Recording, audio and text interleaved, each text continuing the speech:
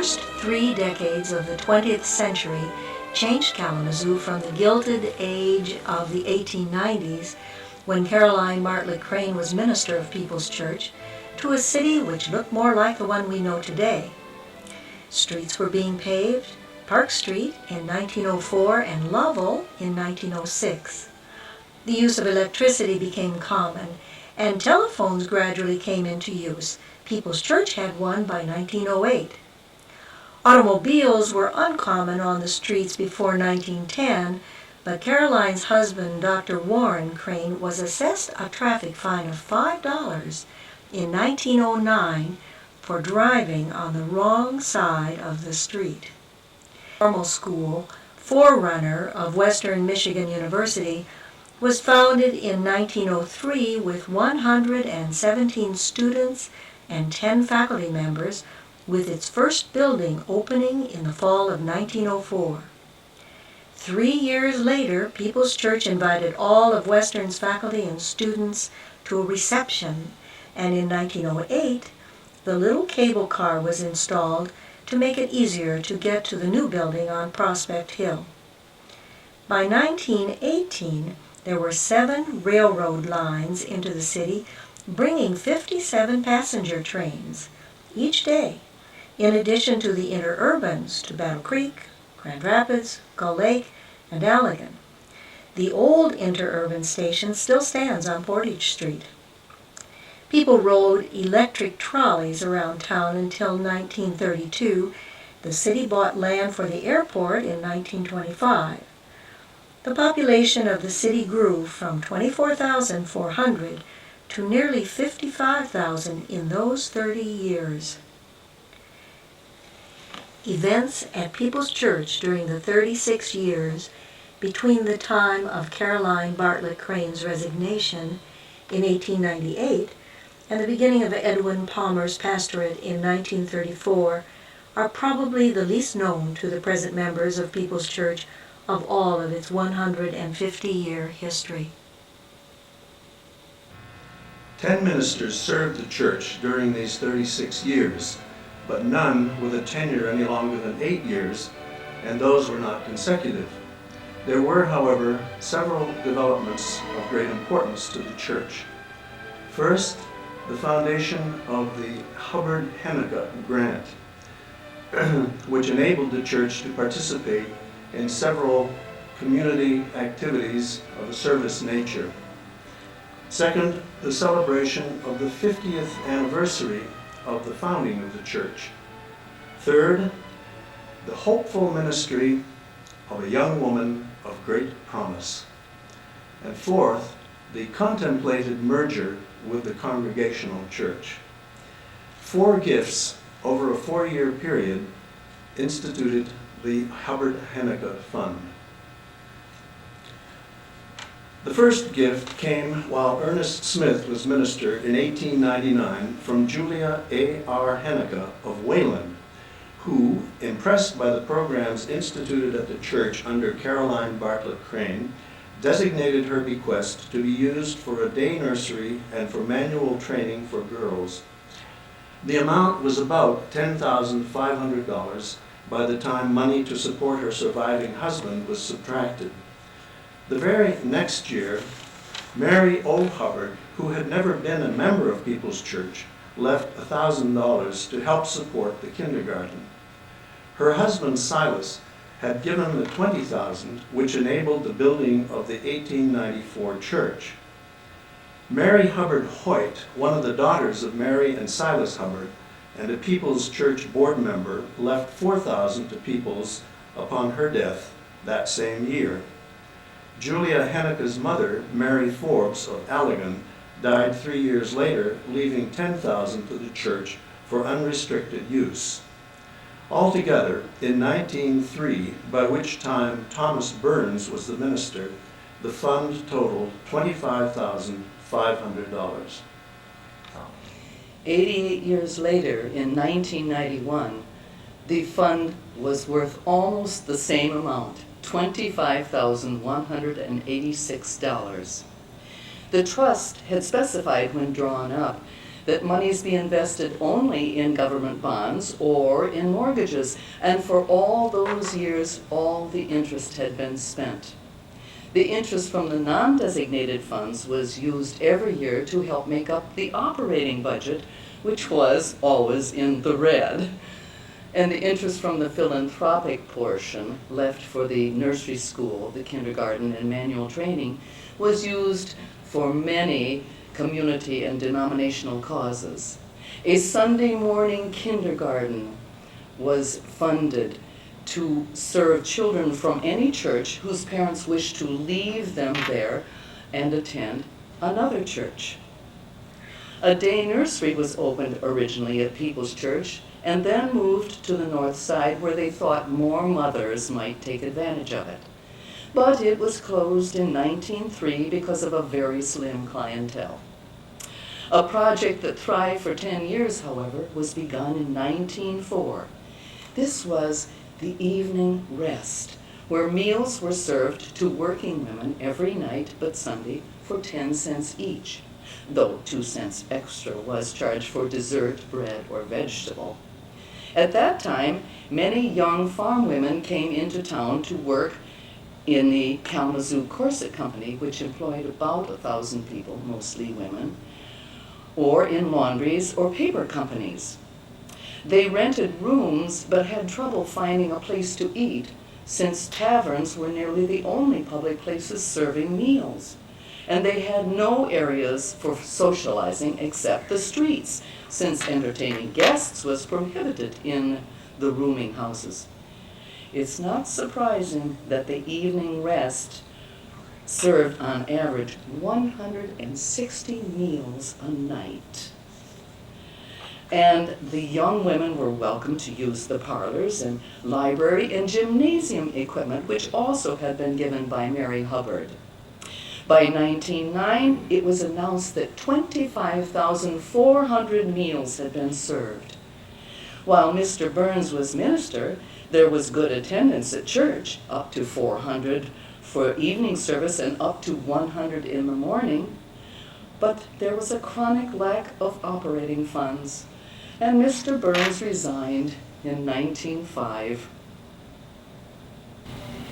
Dr. Joseph P. McCarthy arrived in the fall of that year, and it was decided to celebrate the 50th anniversary of the advent of liberal Christianity to Kalamazoo.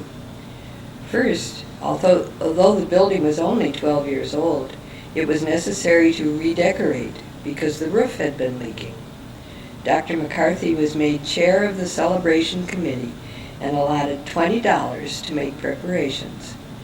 Invitations were extended to all old members, and a celebration booklet was prepared, which sold for 25 cents. Dr. McCarthy said that year, "Our entire membership to date is 367. That must have counted all who had ever joined and were still alive. The celebration was a 3-day affair in October of 1906, featuring a review of the first 25 years by Charity Potter, the only surviving member of the original 10 signers of the Bond of Union.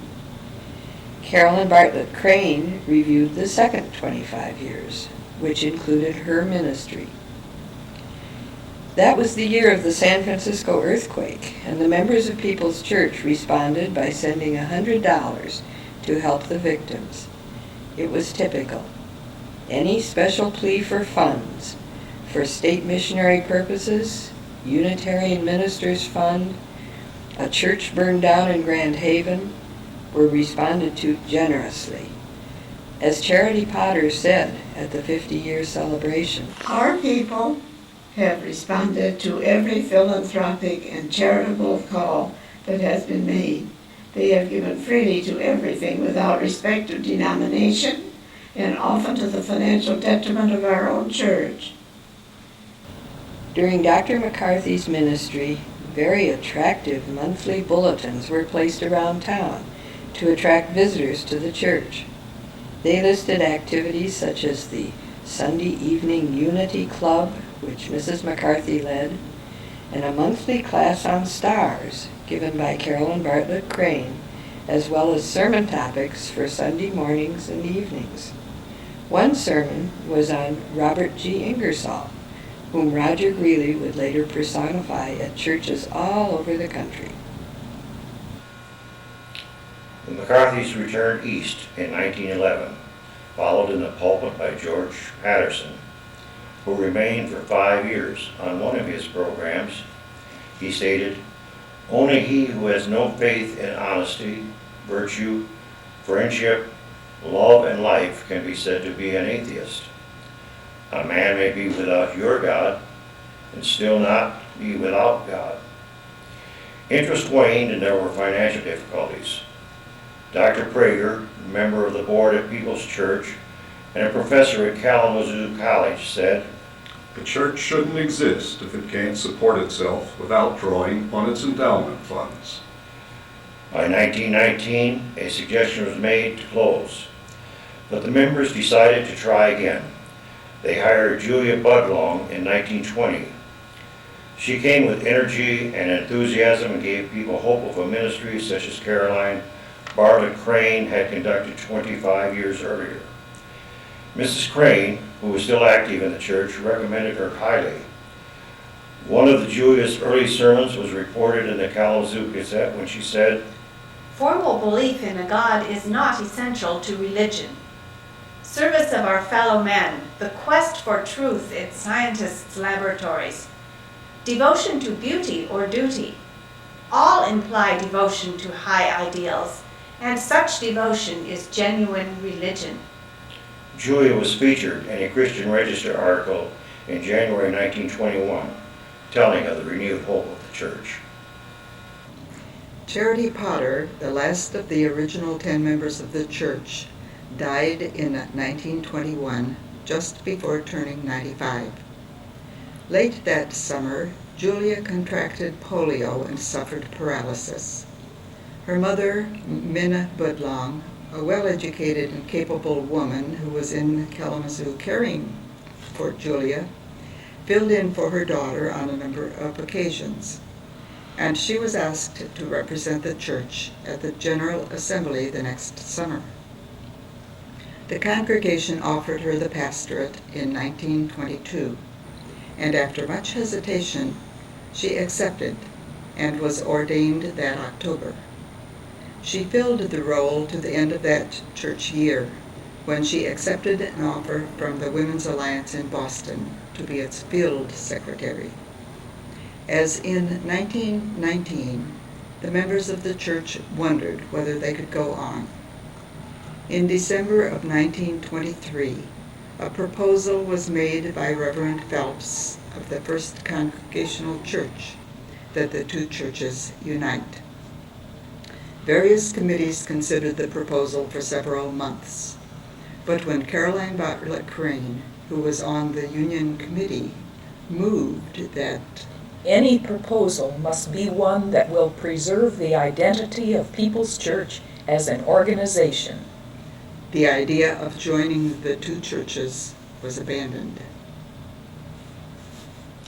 Dr. McCarthy came back to be minister again, now looking considerably older than when he had served 18 years earlier.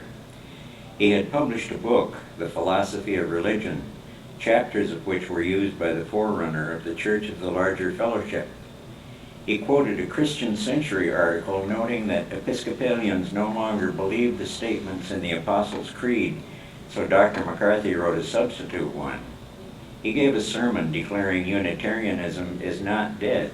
Unitarianism, in the broad sense, includes all people who believe in one God, as opposed to those who are polytheistic, among whom only a handful are Trinitarian. The chief reason why the Unitarian denomination does not grow in an unparalleled way is because all other churches are adopting its faith. They must do so to save themselves. Advanced Orthodox churches here and everywhere are simply obliged to put Unitarians in their pulpits to preach ideas which all liberal churches have taught for 100 years. In the years following the deaths of Silas and Mary Hubbard, two of their daughters were very active in People's Church affairs. Mary Hubbard Hoyt served on the board and left money to the church, and Carolyn, who became Carolyn Kleinstuck, was a stalwart member and worker in the church for many years. She was among the first women to earn a master's degree from the University of Michigan. In 1922, her gift to the State Board of Education of a 50-acre tract of woodland and grassland, from a portion of which her husband had earlier harvested peat and marl, became Kleinstuck Reserve, dedicated to the conservation of wildlife. In May of 1927, Professor Leslie A. Knoyer, chair of Western's biology department and a member of People's Church, oversaw the planting there of 12,000 trees by 1,500 students of Western State Teachers College. Professor William Prager, biology professor of Kalamazoo College and also a member of People's Church, chaired the committee to honor Mrs. Kleinstuck at a City Arbor Day celebration that year. In 1924, Carolyn Bartlett Crane received the prize of $500 as national winner of the Better Home Movement contest for her Everyman House design. This house still stands on Westnedge Avenue, and a mock-up of the building can be seen at the Kalamazoo Valley Museum. She published a book about the lifestyle advantages of living in the house. Several church fires struck Kalamazoo in 1925 and 1926. The Congregational, Presbyterian, and Methodist churches all burned within a year, and no cause was ever found. The Congregationalists who suffered the first loss were invited to share the People's Church facility, being charged only any extra expenses it would cost. An elaborate schedule was devised so that both groups could accommodate their Sunday school programs, church services, and weekday meetings. The new Congregational Church was ready in the spring of 1928, and both groups could resume their normal schedules. William Guysan became People's Church minister in 1927, staying until 1932. He stimulated the church to support the Kellogg-Briand Pact, went on record as protesting capital punishment, urged Michigan senators to vote for U.S. membership in the World Court, and preached a peace sermon which was replicated and sent to senators and representatives in Washington. Wednesday evening classes were being held on psychology and the Bible as literature and were well attended. A young people's group was very active during his pastorate. Miss Betsy Diekema was president of the student group and also led a girls' choir of 21 girls from 9 to 15 years of age. She went to a young people's conference on Star Island, where she was featured in an amateur movie made by one of the other participants. It was called The Kalamazoo Kid, or Love on the Rocks. It was during the Guysan ministry that Marion Thompson first came to People's Church. She is our present member of longest standing, having signed the book in 1930. Miss Guysan left Kalamazoo in 1932 to be minister of a student group in Greater Boston. Just 2 years later, the Depression had deepened. The congregation was discouraged and did not conduct a fund drive. However, the Women's Alliance had an average attendance of 20. The young people won honorable mention from the National Young People's Religious Union for their achievements during 1932 and 1933. Friday evening recreation programs had an average attendance of 20 young people. But Sunday school attendance had dropped to 8, and only about 25 people attended Sunday morning services.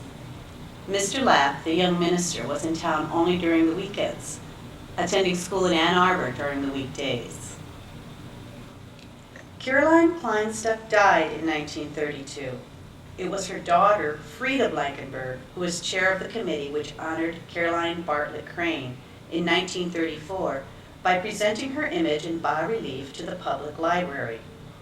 The unveiling was followed by a dinner at People's Church, naming Mrs. Crane as Kalamazoo's most famous women's citizen, minister, and scholar. By the end of the 33-34 church year, the congregation was considering closing the doors of People's Church, the third time they had had such discussions in the last 15 years. Little did the loyal members know that they were about to start on the remarkable 22-year pastorate of Mr. Edwin C. Palmer, for whom our commons is named.